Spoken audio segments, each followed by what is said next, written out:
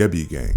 I went ahead and bought a PowerA charging stand from Amazon since I wanted a functional and aesthetic place to charge my Xbox controller when I'm not playing.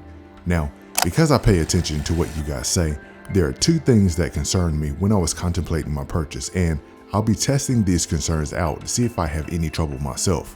One person said, the backing doesn't fit the controllers. Waste of money. Very disappointing. We'll be returning this. So let's start with that one. The charging stand comes with two back plates, one for the Series X battery door and one for the Xbox One. The one for the Xbox Series X controller doesn't have a lip on the edge, so that's how you can differentiate the two. Plus, the Xbox One version doesn't fit the Series X controller. Now, for the moment of truth. With the battery in, does it fit? I have extra incentive to make this work since I'm putting myself out there in front of the world and I don't want to look like a dummy on camera. So, for me, it fits. I tried putting the battery in the wrong way, but I couldn't even make that mistake.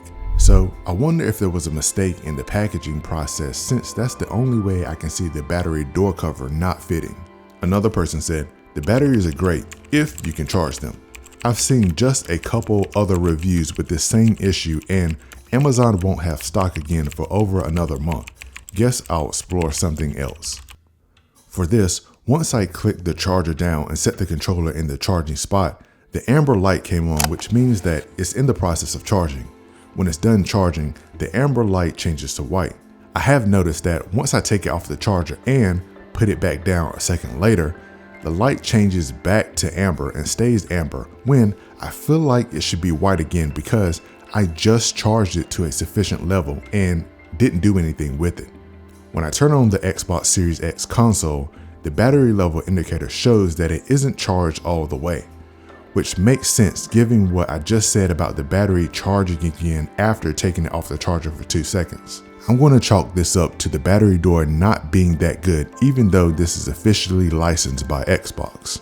So I did all that huffing and puffing in my Xbox Series X video about having to buy a rechargeable battery because I would have preferred Microsoft to give us one for this controller, but now look where I am.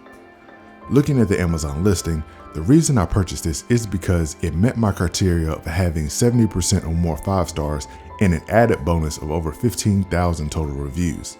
The dual controller charger is the better option at $25 compared to the $19 for the single charging station. And since I have 2 controllers, one white, one black, a dual charger would have made sense, but I went with a single charging station solely for aesthetics. There are better battery options out there since this one is only 1,100 milliamp hours and other options have 2,000 and a 2,500 capacity.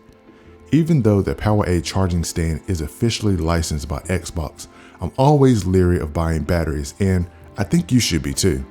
Know that, in my opinion, this option isn't the best, but it's useful. Because the battery never reached a full charge throughout me charging it this week, I'm skeptical that it will even get close to the 20 hours of gameplay. For my long-term thoughts, feel free to reach out to me later on Instagram. W Gang, we out.